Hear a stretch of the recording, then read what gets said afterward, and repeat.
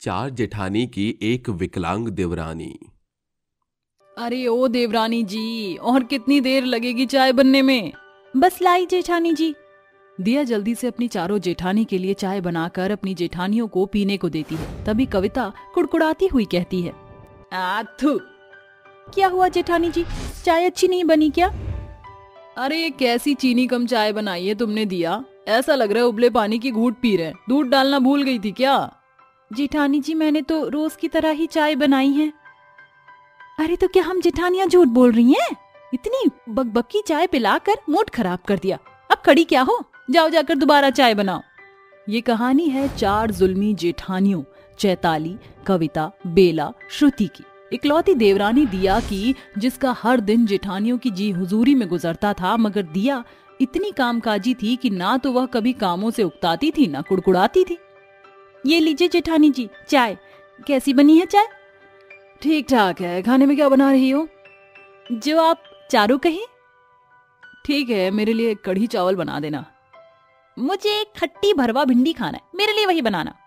मुझे और कविता के लिए आलू के पराठे बना देना। सर्दियां बीतने वाली हैं, अभी आखिरी 2-4 दिन तो आलू के पराठे का लुत्फ उठाना बनता है। इसके बाद दिया अपनी चारों जेठानियों के मनपसंद का खाना बनाने में जुट जाती है। और एक और जहां देवरानी मेहनत में मगन थी, वहीं जेठानियां कामचोरी के जश्न में डूबी थी। समय बीतता है। जेठानी जी सब्जियां खत्म हो गई हैं, मैं बाजार से होकर आती हूँ। हाँ ठीक है, मगर जल्दी आना, बाजार में जाकर जमी मत रह जाना, समझी? जी ठीक है। दिया जल्दी से बाजार पहुंचती है और खूब सारी सब्जियां खरीदकर झोले में रखकर बड़बड़ाती हुई घर की ओर बढ़ने लगती है। मुझे जल्दी से घर पहुंचना होगा। जेठानियों के खौफ को दिल में भर कर दिया हड़बड़ाहट में सड़क से गुजर ही रही थी कि गाड़ी उसे टक्कर मार कर चली जाती है, जहां अस्पताल में उसकी चारों जेठानियां पहुंचती हैं। देखिए, मुझे बड़े दुख के साथ कहना पड़ रहा है कि आपकी देवरानी विकलांग हो गई है। विकलांगता के दीमक ने जैसे देवरानी के जीवन पर दुखों का पहाड़ ही तोड़ दिया। ऐसे में जेठानियों के जुल्म ने उसे तोड़ कर रख दिया। चाची आपके पैर में क्या हो गया? बंकू, तू दूर रहे इस विकलांग से। और तू खड़ी क्या है, जा जाकर मर किसी कोने में। जेठानी के तीखे तानों की ताड़ना सहकर विकलांग देवरानी डबडबाई आंखों से चली जाती है। जिसके बाद चारों चंट जेठानियां आपस में खुसुर-पुसुर करती हैं। इसके विकलांग होने की खबर सुनकर मेरे पैरों तले जमीन खिसक गई। अरे जिस पांव पर यह दिन भर हमारी जी हजूरी में नाचती थी, अब उसमें तो जान ही नहीं रही। हम चारों जेठानी को उसकी जी हजूरी करनी पड़ेगी। बिल्कुल भी नहीं, हम चारों जेठानी इस पर इतना जुल्म उठाएंगे कि यह जीते जी चिता पर बैठ जाएगी या फिर घर छोड़कर चली जाएगी। दिया अपने बिस्तर पर बैठी ही होती है, तभी सबसे बड़ी जेठानी बेला उसे कहती है, अरे ओ मेरी कामचोर देवरानी, समय की कोई खोज खबर है कि नहीं? 6 बज गए हैं। आज क्या हमें भूखा सुलाने का इरादा है? चलकर रोटी बनाओ। मगर जेठानी जी आप तो देख रही हैं कि मेरे पैर छिन गए हैं और मेरे दोनों हाथ बैसाखी पर घूम रहे हैं। ऐसे में रोटी कैसे बनाऊंगी? देख दिया, मैं ये तेरी नौटंकी देखने नहीं आई। चलकर रोटी बना, वरना उठा अपनी कठरी और पकड़ ले मायके की डगरी। क्योंकि तेरे पिया जी तो परदेश में है और तेरा खर्चा हमारे पैसों से चल रहा है। अपनी चमड़ी घिसेगी तो तेरी भूख मिटेगी। कोई चारा ना दिखाई देने पर बेचारी विकलांग देवरानी को रसोई में जाकर रोटियां बनानी पड़ती हैं। इस बीच कभी बैसाखी उसके हाथ से छूटती तो कभी उसके बेजान पैर लड़खड़ाते। ये सब देखकर चारों जेठानी उसकी हंसी उड़ाती है। ओह माय गॉड, क्या बात है, हमारी देवरानी के दोनों पैर तो ताल के बिना ही थिरक रहे हैं। अचानक दिया की आंखों के सामने अंधेरा छाने लगता है और वह जमीन पर गिर जाती है। तभी बंकू दौड़ता हुआ आकर उसे उठाता है। चाची चाची क्या हुआ, आप ठीक तो हो? बंकू, तुझे मना किया था ना कि इस विकलांग से दूर रहे। पता नहीं कौन सी घुट्टी पिला दी इस डायन ने तुझे, जो रमता जोगी बन गया है मेरा बेटा तेरा। माँ मुझे छोड़ दो, चाची को दर्द हो रहा है। ऐसे ही दिन बीतते हैं, जिसके साथ चारों जेठानियों की ज्यादतियां जुल्म की तराई में उतर जाती हैं। वो कभी उसकी बैसाखी छुपा देती तो कभी उसे बैसाखी समेत गिरा देती। फिर एक शाम, दिया, अरियो दिया, अरियो, हमारी विकलांग देवरानी जिंदा है कि निपट गई? जी जेठानी जी। ये पैसे पकड़ और जाकर बाजार से कुछ साग सब्जी ले आ। ये सुनकर विकलांग दुखियारी देवरानी के आंखों के आगे सड़क पर हुए हादसे की छवि छिटक पड़ती है और वह थरथराती हुई कहती है, जेठानी जी आप तो जानती हैं मेरी टखनों का बल चला गया। मेरी जिंदगी बैसाखी पर चल रही है। ऐसे में मेरे दोनों हाथ तो बैसाखी पर हैं। जगा अपने अंदर की नारी शक्ति, वरना न तू बचेगी न तेरी बैसाखी। अपनी चारों जेठानियों को जुल्म ज्यादती की सीमा लांघता देखकर दिया खुद को लाचार महसूस करती हुई रोने लगती है। उसे यूं रोता देखकर बंकू भी बिलखे जा रहा था। आप चारों चाची के साथ अत्याचार कर रही हो। जब चाची के पैर ठीक थे तब वह आप चारों की हर छोटी बड़ी पसंद का ख्याल रखती, मगर आज जब उनके पैर विकलांग हो गए तो आप उन पर इस कदर जुल्म ढा रही हो। नन्हे बच्चे की बात सुनकर चारों जेठानी शर्म से लाल पीली हो जाती हैं और उनकी नजरें जमीन में गड़ जाती हैं। दिया, हमें माफ कर दो। जहाँ इस बुरी घड़ी में हमें तुम्हारा साथ और सहारा बनना चाहिए था, हम चारों ने तुम पर जुल्म ज्यादती का पहाड़ ढाया, मगर अब हम तुम्हारी बैसाखी बनेंगे। ये सुनकर विकलांग देवरानी उन्हें डबडबाई आंखों से देखने लगती है। उस दिन के बाद से चारों जेठानियां बड़े जतन से अपनी देवरानी के पैरों की खोई जान लौटाने में लग जाती हैं। दिया, जल्दी से अपने दोनों पैर आगे बढ़ाओ, मैं और कविता तुम्हारे पैरों की मालिश करेंगे। जेठानी जी, आप मुझसे उम्र और रिश्ते में बड़ी हैं। अपनी देवरानी के पैरों को हाथ लगाकर मुझे पाप का भागीदारी ना बनाइए। दिया, हमें अपने पैरों को ठीक करने के पुण्य बटोरने से मत रोको। ऐसा कहकर दोनों जेठानी विकलांग देवरानी के पैरों पर मालिश करने लगती हैं। तभी बेला खाने से भरी थाली लिए अंदर आती है। गर्मा गर्म खाना हाजिर है। चलो मेरी प्यारी देवरानी जी, जल्दी से पेट भरकर खाना खा लो, फिर दवाई खानी है। इस तरह सबसे बड़ी जेठानी बेला अपने हाथों से विकलांग देवरानी को खाना खिलाती है। ऐसे ही दिन ढलते जाते हैं। चारों जेठानी आस का दामन थामे हुए अपनी विकलांग देवरानी की सेवा बाड़ी करने के साथ भगवान का द्वार खटखटाती हैं और आखिरकार विकलांगता के दीमक ने दिया के पैरों को छोड़ दिया। दिया, तुम सोच भी नहीं सकती, तुम्हें तुम्हारे पैरों पर अडिग खड़ा देखकर हम चारों के मन से बड़ा बोझ उतर गया है, वरना हम खुद को कभी माफ नहीं कर पाते। जेठानी जी, बीती बातों को भुला दीजिए, क्योंकि हर बुरी परिस्थिति एक बेहतरता को उत्पन्न करता है। इस तरह जेठानियों के बदले स्वभाव से दिया के मन की बुझी हुई आस फिर जाग उठती है। फलस्वरूप उसके पैरों की जान उसके सोए हुए भाग्य के साथ जाग उठती है। आज दिया और उसकी चारों जेठानी आपस में घुल मिलकर मेल मिलाप से रहती हैं। उनके घर में कुड़कुड़ाहट या देवरानी को देखकर दांत पीसने का भभका अब नहीं उठता, क्योंकि उसकी जग घर आंगन में खुशियों की खुमारी इठलाती हुई दिखाई देती है। गरीब बाप की 3 बेटियों की जादुई गाउन। हरिया सिलाई की मशीन पर बैठकर कपड़े सिल रहा होता है कि तभी वहां एक सरवन नाम का लड़का आता है और उससे कहता है, अरे काका, जरा मेरी शर्ट फट गई है, उसे सिल दो। हरिया तुरंत उसकी शर्ट अपनी सिलाई मशीन पर रखता है और सिलना चालू कर देता है। देखते ही देखते हरिया सरवन की पूरी शर्ट सिल देता है और उसे दे देता है। ये लो बेटा, पूरे 30 रुपए हो गए हैं। सरवन 30 रुपए हरिया को देकर वहां से चला जाता है। कुछ देर बाद उसकी तीनों बेटियां उसके पास आती हैं और उससे कहती हैं, पिताजी पिताजी, ये देखिए मेरी ड्रेस फट गई है। अब मैं स्कूल फंक्शन पर क्या पहन कर जाऊंगी? मेरी ड्रेस भी बहुत पुरानी हो गई है। सब बच्चे मुझे फटी हुई ड्रेस में बहुत चिढ़ाते हैं। पिताजी, मेरी ड्रेस भी हर जगह से फटी हुई है। मुझे भी एक नई ड्रेस चाहिए। अरे तुम तीनों चिंता क्यों करती हो? मैं तुम तीनों के लिए नई नई फ्रॉक सिल दूंगा। हरिया एक कपड़ा निकालता है, जिसके बाद वो उस कपड़े से अपनी तीनों बेटियों के लिए एक फ्रॉक सिल देता है, जिसके बाद उसकी तीनों बेटियां फ्रॉक पहनकर बहुत खुश होती हैं। पिताजी, आपने तो बहुत अच्छी फ्रॉक सिली है। अब मैं अपनी नई फ्रॉक पहनकर अपने स्कूल जाऊंगी और सबको दिखाऊंगी। अब हमारी नई फ्रॉक देखकर कोई हमें ये नहीं कहेगा कि हमने फटी हुई फ्रॉक पहनी है। ऐसा कहने के बाद तीनों अपने स्कूल पहुंच जाती हैं, जहां उन तीनों की सभी सहेलियां नए नए कपड़े पहनकर आई होती हैं। ओह माय गॉड, जरा देखो तो सही, इनकी फ्रॉक कितनी ओल्ड फैशनेबल लग रही है। आजकल तो सब गाउन पहनते हैं। अरे ये लोग गरीब हैं, इनके पास कहाँ से ऐसे अच्छे कपड़े खरीदने के लिए पैसे होंगे। मेरे पिताजी ने मेरा गाउन पता है कितने का लिया है? पूरे 25,000 रुपए का है। शालू, रूपा और संजना की सभी सहेलियां फिर से उन्हें अपनी अपनी महंगी ड्रेस दिखाकर चिढ़ाने लगती हैं। वो तीनों स्कूल के फंक्शन को खत्म करने के बाद जब वापस अपने पिता के पास पहुंचती हैं, वो उनसे कहती हैं, पिताजी, आपने अभी तक हमारे लिए किया ही क्या है? हमें हमारी सहेलियों जैसी महंगी फ्रॉक नहीं दिलाई। अरे उनकी फ्रॉक देखिए कितनी सुंदर और चमकीली लगती है। पिताजी, हमें बिल्कुल वैसी फ्रॉक चाहिए। हाँ पिताजी, आपको हमारे लिए वैसी फ्रॉक लानी ही होगी, हमें चाहिए तो चाहिए। वो तीनों बहनें मिलकर अपने पिता से जिद करना शुरू कर देती हैं। देखो बेटी, मेरी बात समझने की कोशिश करो। मेरे पास इतने पैसे नहीं है कि मैं तुम्हें इतनी महंगी फ्रॉक दिलवा सकूं। जितना मैं कमाता हूँ उतने में घर का खर्चा ही चल पाता है बेटा। हरिया अपनी तीनों बेटियों को समझाने की कोशिश तो करता है, लेकिन वो उसकी कोई बात नहीं समझती। अगले दिन उन तीनों की सभी सहेलियां लोहड़ी के त्योहार के लिए नए नए कपड़े खरीदने जाती हैं। ओहो, देखो तो सही, इन बेचारियों ने तो आज भी पुराने कपड़े पहने हैं। अरे आज लोहड़ी है, कम से कम आज तो नए कपड़े पहन ही लेना। बस बहुत हुआ, मैं पिताजी के पास जा रही हूँ। रूपा हरिया के पास जाती है और उससे कहती है, पिताजी, आज फिर हमारी सहेलियों ने हमारा मजाक उड़ाया। अब आप भी हमें ड्रेस दिलवाओ ना, जैसे बाकी लड़कियों के पिताजी उन्हें नए कपड़े दिलवाते हैं। रूपा की बात सुनकर हरिया कपड़े सिलना रोक देता है, जिसके बाद वो जोर से चिल्लाकर कहता है, अरे तुम लोगों को समझ नहीं आता?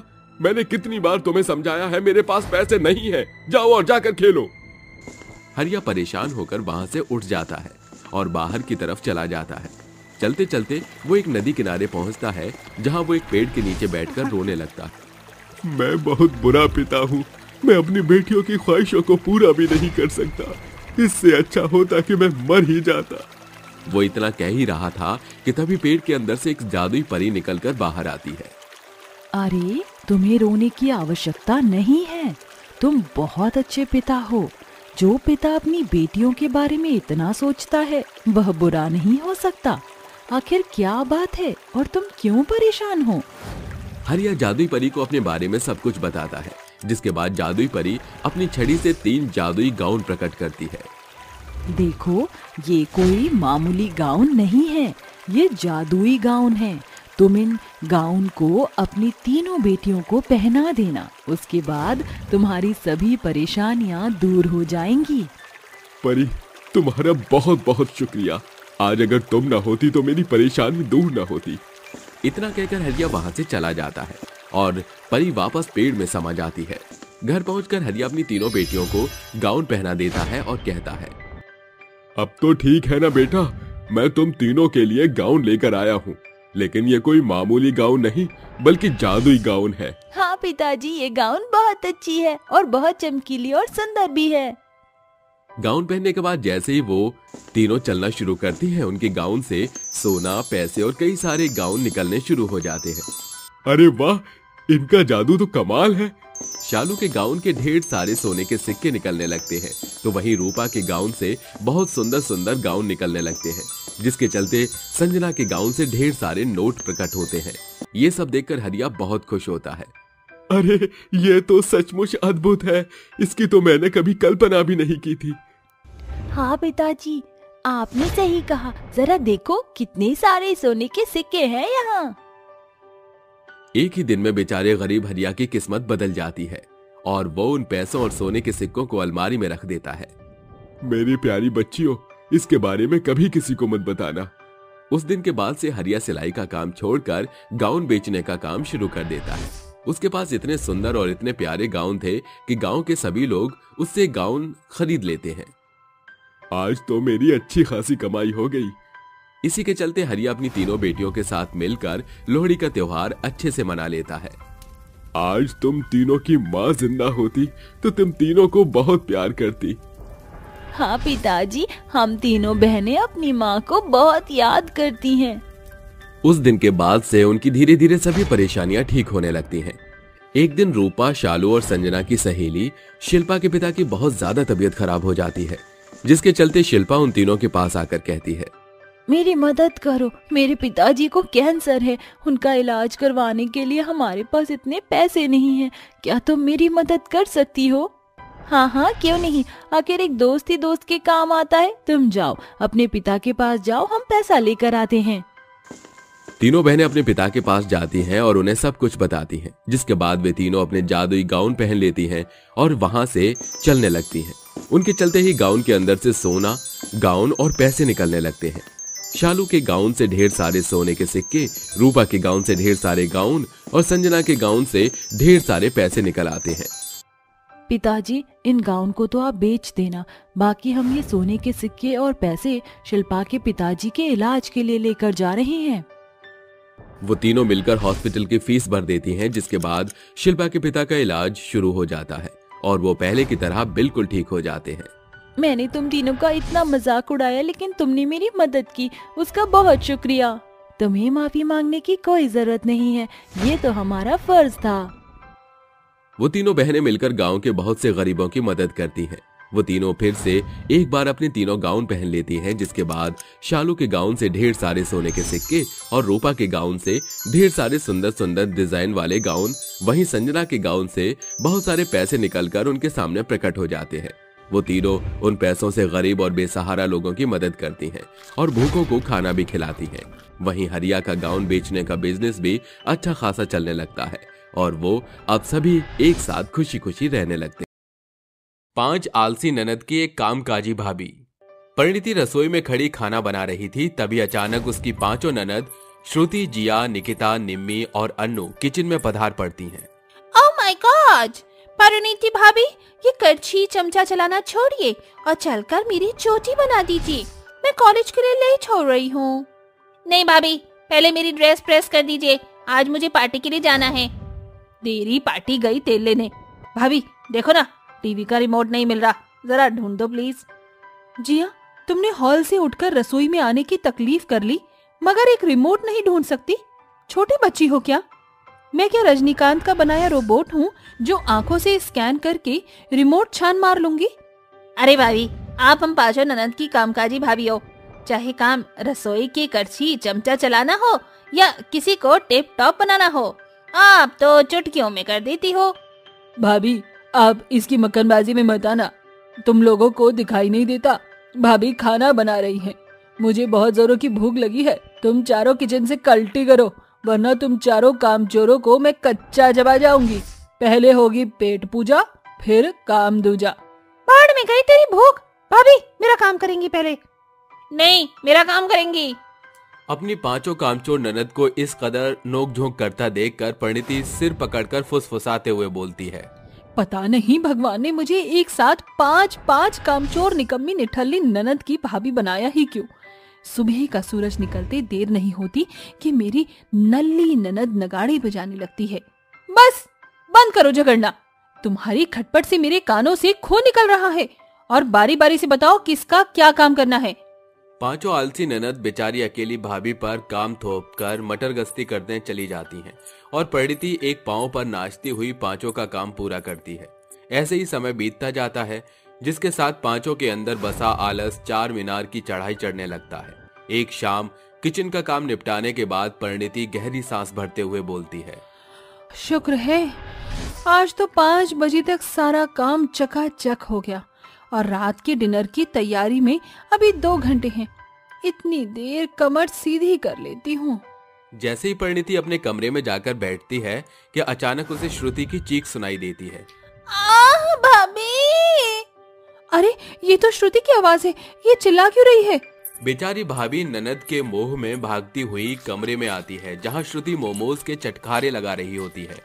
भाभी प्लीज जरा जल्दी से मुझे पानी पास कर दीजिए, मिर्च के मारे मेरी जुबान जल रही है।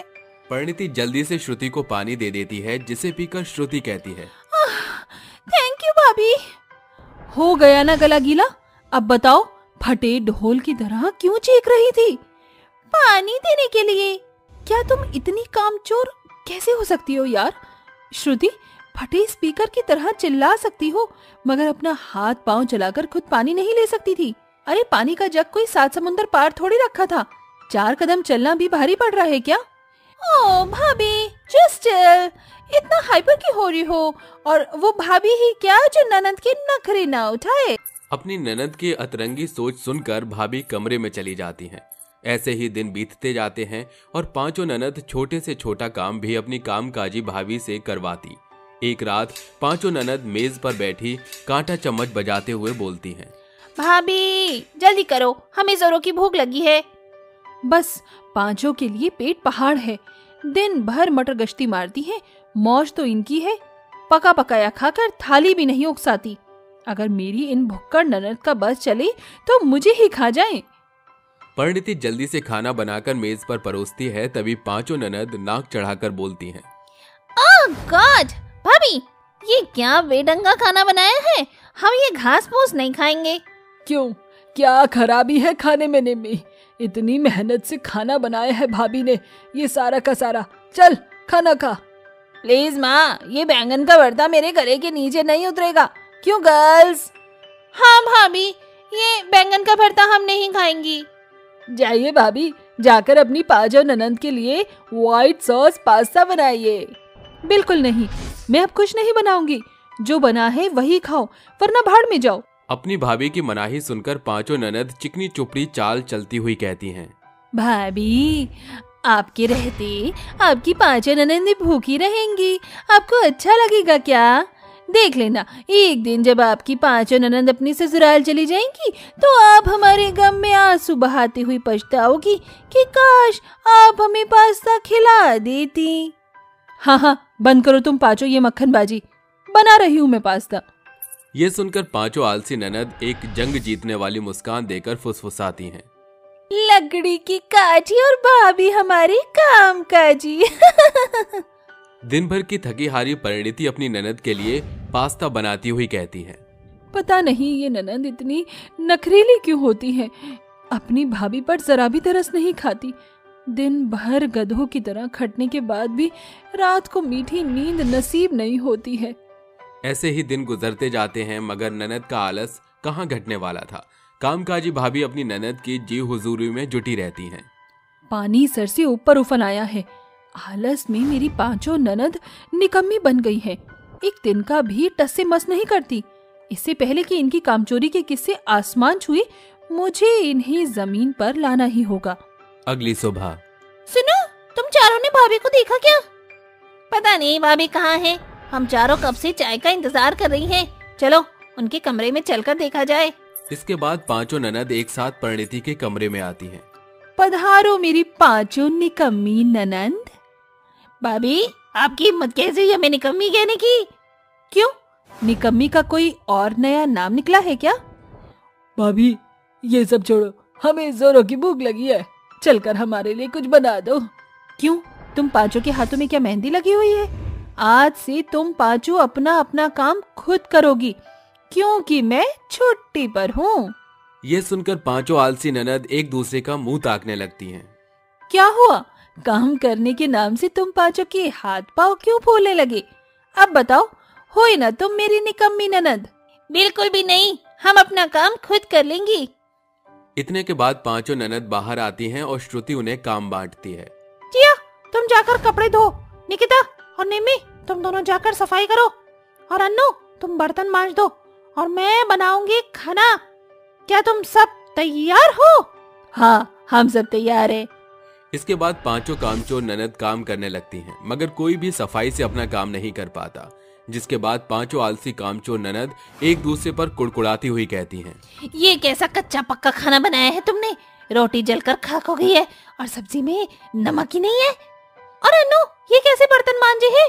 जूठन अपनी थाली में ही लगा रखा है। अरे तो तुमने कौन सा फर्श चकाचक किया है?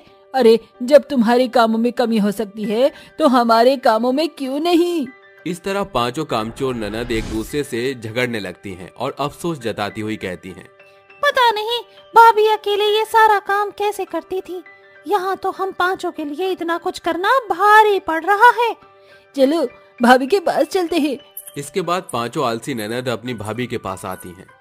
भाभी, हमसे गलती हो गई, हमें माफ कर दीजिए। इतने सालों से आप हम पांचों ननद के नखरे झेल रही थी, मगर हम पांचों की तो एक ही दिन में हालत पंचर हो गई। काश भाभी, हम पांचों भी आपकी तरह कामकाजी होते, मगर आज से हम पांचों हर काम में आपका हाथ बटाएंगे। तो आखिरकार मेरी पांचों आलसी ननद को अपनी भाभी की कदर समझ आ ही गई। ये सुनकर पांचों ननद मुस्कुरा देती हैं और उस दिन के बाद से पांचों ननद अपनी भाभी के साथ मिलकर हर छोटे बड़े काम में हाथ बटाया करती। नदी में भूत और चुड़ैलों का सुनहरा शहर। रात का समय होता है। शिव और कैलाश दोनों जंगल से गुजरते हुए अपने घर की तरफ जा रहे होते हैं। देख कैलाश, तू अच्छे से जानता है कि रात के समय गांव से धीरे धीरे लोग गायब होते जा रहे हैं। लेकिन फिर भी तू इस रास्ते से जा रहा है। अरे शिव, तू भी ना, ये सब तो अफवाह है, अफवाह। भला जंगल से कोई कैसे गायब हो सकता है? इस जंगल के अंधेरे को देखकर तो मेरा गला सूख गया है। अगर गला सूख गया है तो ये ले, पानी पी ले। अरे भाई, ये बोतल तो खाली है, इसमें तो एक बूंद पानी तक नहीं है। अच्छा, ऐसी बात है तो कोई बात नहीं, कुछ दूरी पर एक नदी आती है, वहाँ से इस बोतल में पानी भर लेंगे। कुछ दूर चलने के बाद नदी आ जाती है। कैलाश और शिव दोनों नदी किनारे रुककर पानी पीने लगते हैं और बोतल में पानी भर लेते हैं। जैसे ही वो दोनों वहाँ से जाने लगते हैं, उन्हें अजीब सी आवाज आती है। ये आवाज कैसी थी? मैं नहीं जानता, चलो यहाँ से चलना चाहिए। वो दोनों वहाँ से जाने ही वाले थे कि तभी नदी किनारे एक भूतिया नाव आकर रुकती है, जिसके अंदर से भूत और चुड़ैल निकलकर बाहर आ जाते हैं। रुक जाओ, कहाँ जा रहे हो? आज तो शिकार खुद चलकर हमारी नदी के पास आया है। इंतजार किस बात का है, चलो शिकार का शिकार करते हैं।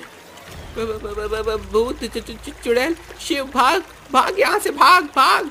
वो दोनों भागने की कोशिश करते, लेकिन भूत और चुड़ैल उन दोनों को पकड़ लेते और उन्हें अपने साथ बंदी बनाकर नदी के अंदर ले जाते हैं। धीरे धीरे रात खत्म हो जाती है और अगले दिन सवेरा हो जाता है। अरे मुखिया जी, कल रात से मेरा बेटा घर नहीं लौटा। मेरा बेटा कैलाश भी वापस नहीं लौटा है। मुखिया जी, इस प्रकार गांव के कई लोग गायब हो चुके हैं। अगर ऐसे ही चलता रहा तो हमारे गांव में एकाएक दिन कोई नहीं बचेगा। तुम लोगों को मुझे मेरा काम सिखाने की कोई जरूरत नहीं है। मैंने कंप्लेंट लिखवा दी है, जल्द से जल्द लोगों को गायब करने वाला किडनैपर पकड़ा जाएगा। मुखिया के ये कहने के बाद सभी लोग वहाँ से चले जाते। देखते ही देखते पूरा दिन निकल जाता है, लेकिन शिव और कैलाश वापस घर नहीं लौटते। जिसके बाद रात हो जाती है और सभी लोग अपने घरों में आराम से सो जाते हैं। आधी रात के समय फिर से नदी किनारे एक नाव आकर रुकती है, जिसके अंदर भूत और चुड़ैल होते हैं। कितना सन्नाटा है यहाँ, चलो आज गांव में जाकर कुछ तूफानी करते हैं। बहुत मजा आएगा इन लोगों को बंदी बनाकर ले जाने में। अरे यूं ही अपने गंदे दांत फाड़ती रहेगी या शिकार करने भी चलेगी। भूत और चुड़ैल गांव में पहुंच जाते हैं, जिसके बाद वो गांव की चारों तरफ अकेले अकेले लोगों को देखते हैं। आज तो यहाँ कोई नहीं दिख रहा। कालिया, तू वहाँ जा, मैं इस तरफ जाता हूँ। माया, क्यों ना हम दोनों एक साथ चलते हैं, दोनों अपने शिकार को दबोच लेंगे। माया और छाया दोनों एक साथ चली जाती हैं, लेकिन उन्हें कहीं भी कोई अकेला इंसान नहीं दिखता। तभी छाया को साइकिल की आवाज आती है। मुझे एक साइकिल की आवाज आ रही है, लगता है इस रास्ते से कोई गुजरने वाला है। चल माया, छुप जाते हैं। वो दोनों छुप जाती हैं, जिसके बाद वहाँ से एक आदमी साइकिल चलाते हुए आ रहा होता है। याहू, चाहे कोई मुझे जंगली कहे, याहू कहने को जी कहता रहे, हम प्यार के तूफानों में गिरे हैं, हम क्या करें, याहू। तभी उसके सामने माया आ जाती है। आजा मेरा शेरा, आज तुझे हम जंगली बनाते हैं। माया और छाया दोनों मिलकर उस आदमी को पकड़ लेते हैं। चुड़ैल, चुड़ैल, अरे बचाओ, कोई मुझे बचाओ, चुड़ैल। उस आदमी की आवाज सुनते ही भूत भी वहां आ जाते हैं, जिसके बाद वो सभी उस आदमी को बंदी बनाकर अपने साथ नदी किनारे ले जाते हैं और नाव में बैठाकर उसे नदी के अंदर ले जाते हैं। नदी के अंदर एक बहुत प्यारा और सुंदर सुनहरा शहर था, जहाँ पर भूतों का वास था। वहाँ का चांडाल इंसानों को बंदी बनाकर उनसे सुनहरे शहर को बनवा रहा था। आका, मैं आपके लिए एक और बंदी बनाकर लाया हूँ। जाओ और ले जाओ इसे और लगा दो काम पर। छाया उस आदमी को सुनहरे शहर के बगीचे में ले जाती है और उससे कहती है, तुम्हें यहाँ पर सोने के सुनहरे फूल लगाने हैं और यही तुम्हारा काम है। वो आदमी डर के मारे सोने के सुनहरे फूल लगाने लगता है। सुनहरे शहर में इंसान बंदी बनकर सुनहरे शहर को बना रहा होता है। कोई सोने की चक्की से आटा पीस रहा होता है, तो कोई सोने के सुनहरे शहरों की सड़कों पर झाड़ू लगा रहा होता है। सभी इंसान वहाँ पर काम कर रहे होते हैं और सभी भूत और चुड़ैल वहाँ अपनी मौज मस्ती में लगे होते हैं। तभी वहाँ पर एक हसीना नाम की चुड़ैल एक इंसानी औरत से कहती है, तुम बहुत मोटी और भद्दी लग रही हो। लगता है इंसानों की दुनिया में तुमने बिल्कुल भी काम नहीं किया है। ये लो, ये मेरे कपड़े, इन्हें अच्छे से धोना। छोड़ दो मुझे, जाने दो, मुझे जाने दो यहाँ से। आखिर तुम लोगों ने हमको यहाँ कैद क्यों कर रखा है? क्योंकि हमें अपना सोने से सुनहरा शहर बनवाना है और इसमें केवल तुम लोग ही हमारी मदद कर सकते हो। ऐसा कहकर हसीना वहाँ से चली जाती है और वहीं दूसरी तरफ सुनहरे शहर के अंदर चांडाल के लिए इंसान मजदूरी करके उनका एक किला भी बना रहे होते हैं। वहीं दूसरी तरफ इंसानों की दुनिया में सवेरा हो जाता है और एक नुपुर नाम का लड़का भागते हुए गांव के लोगों को इकट्ठा करता है और उनसे कहता है, मैंने देखा था उन्हें। रात के समय वे रात के समय आते हैं और गांव के लोगों को बंदी बनाकर अपने साथ ले जाते हैं। अरे भाई, तो ये किसकी बात कर रहा है? मैं भूत और चुड़ैल की बात कर रहा हूँ। रात के समय भूत और चुड़ैल गांव में आकर लोगों को गायब करके ले जाते हैं। गांव के सभी लोग ये बात सुनकर हैरान रह जाते हैं, जिसके बाद वो सभी नुपुर को मुखिया के पास ले जाते हैं और नुपुर मुखिया को सारी सच्चाई बताता है। अगर ऐसी बात है तो हमें अब तांत्रिक बाबा को बुलाना ही होगा। अब वही हमारी मदद कर सकते हैं। रात के समय तांत्रिक बाबा गांव में आ जाते हैं। तो बताओ बालक, वो भूत और चुड़ैल उस आदमी को कहाँ लेकर गए थे?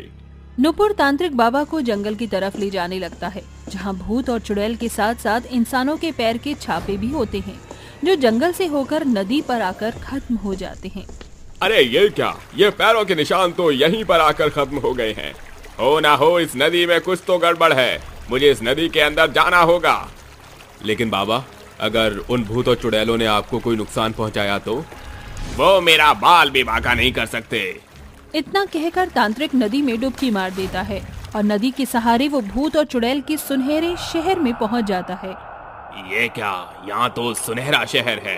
कुछ भूत और चुड़ैल उसे चांडाल के पास ले जाते हैं, जिसके बाद तांत्रिक चांडाल से कहता है, देख चांडाल, तू हमारी दुनिया के इंसानों को कैद करके अपनी दुनिया में नहीं ला सकता। अगर तू ऐसा करेगा तो मजबूरन मुझे तेरे भूत और चुड़ैलों को भी कैद करके अपने साथ लेकर जाना पड़ेगा। मेरी दुनिया में आकर तू मुझे धमकी दे रहा है। मैं तुझे यहीं जिंदा गाड़ दूंगा। ये सुनते ही तांत्रिक को गुस्सा आता है और वो एक शीशे की बोतल निकालता है और मंत्र पढ़ने लगता है। शिष्टम न दृष्टम अभिशाल भेदनम न शिष्टम न दृश्यम वायुमंडलम भेदनम। मंत्र खत्म होते ही भूत और चुड़ैल उस शीशे की बोतल में कैद हो जाते हैं। क्यों चांडाल, अब तुझे मेरी बात का यकीन हुआ?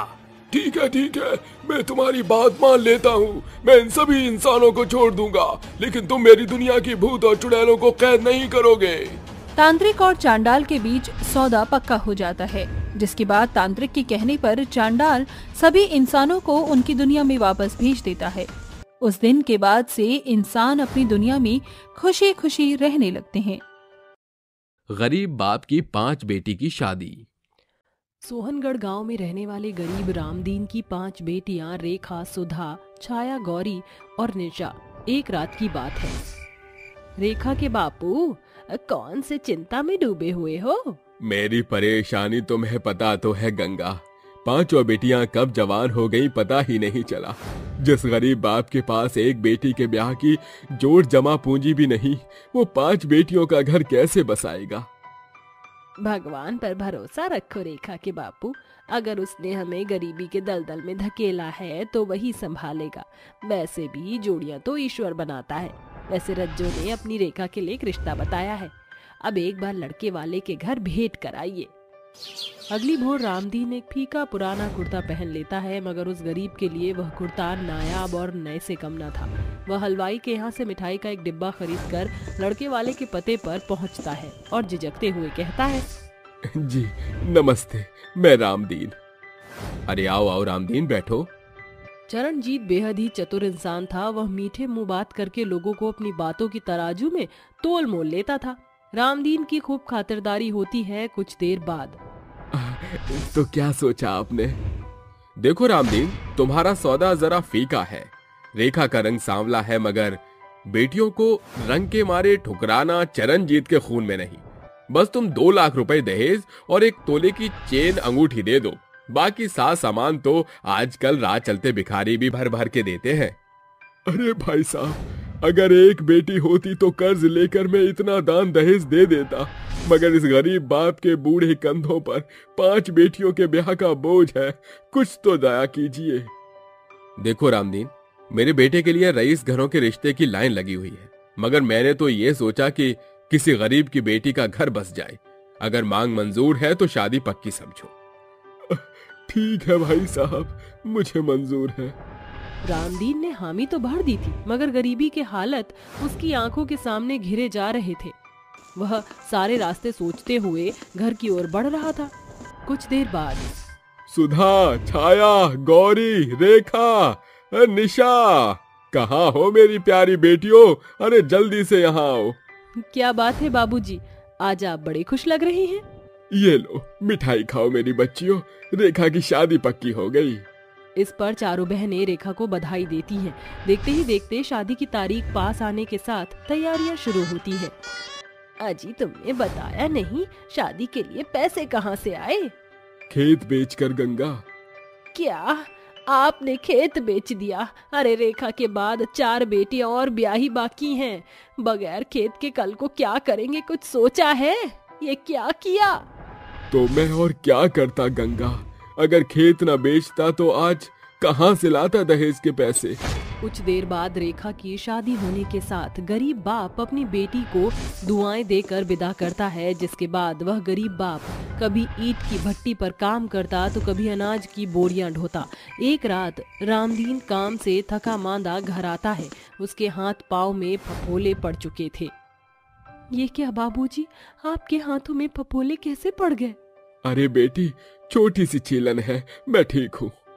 बाबूजी, अगर सब ठीक है तो आप अपनी चारों बेटियों से नजरें क्यों चुरा रही हैं? अरे बेटी, ऐसा कुछ नहीं। बाबूजी, आप जानते हैं ना कि आप हमसे झूठ नहीं बोल पाते। आपको हमारी कसम, सच बताइए। ये सुनकर गरीब बाप की आंखें तरबतर हो जाती हैं और वह अपने दिल का बोझ अपनी बेटियों के सामने खोलता है।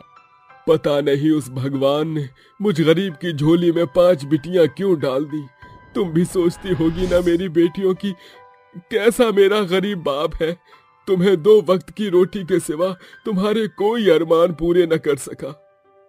ऐसा ना कहिए बाबूजी, ये क्या कम है कि आपके रहते हम बहनों को भूखे पेट रात काटनी पड़ी। अब आपकी बाकी बिटिया आपका कंधा बनेगी, हम साथ मिलकर मेहनत करेंगी। अब रामदीन की चारों बिटिया भी अपने पिता के साथ काम करने लगी, जिसे देखकर एक रोज भट्टी पर काम करने वाला जीतलाल रामदीन की झड़पते हुए कहता है, अरे रामदीन, तू तो बड़ा बेशरम बाप निकला। जवान बेटियों को अपने साथ खटनी करता है, शर्म हया बेच खाई है क्या? अब क्या बेटियों की कमाई से उनका ब्याह करेगा? अरे जब तेरे बस की नहीं थी तो क्या जरूरत थी गरीबी में 5 बिटियां पैदा करने की? जीतलाल की ऐसी बातें सुनकर गरीब बूढ़े रामदीन की आंखों में ठहरे हुए आंसू छलक पड़ते हैं।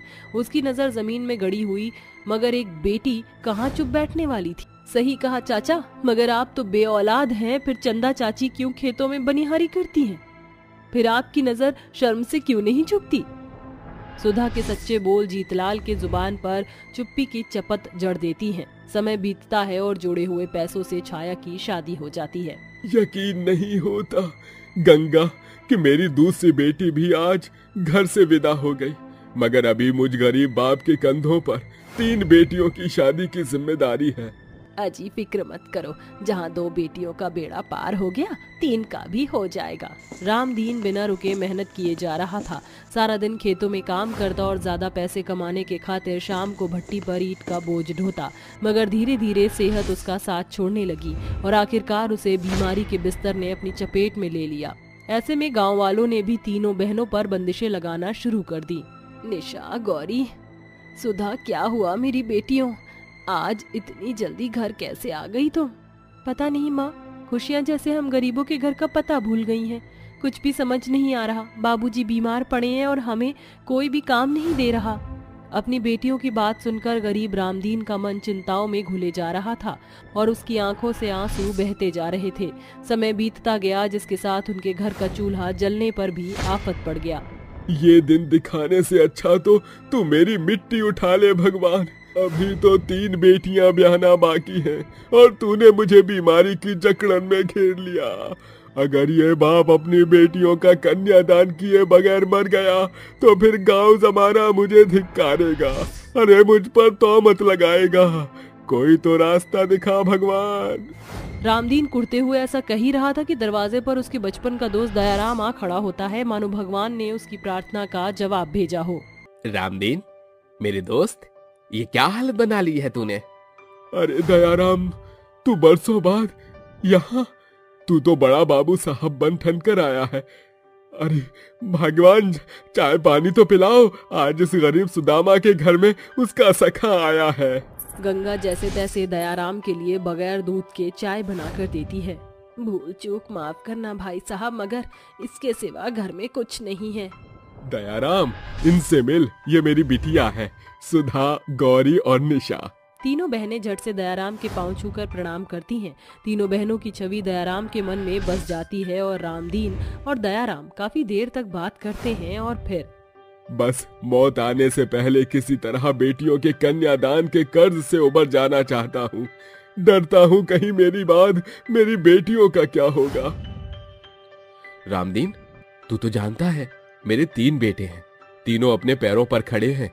शहर में अच्छा खासा कारोबार और घरबार है। बस मकान को घर बनाने वाली बहू चाहिए। अपनी तीनों बेटियां मेरी झोली में डाल दे।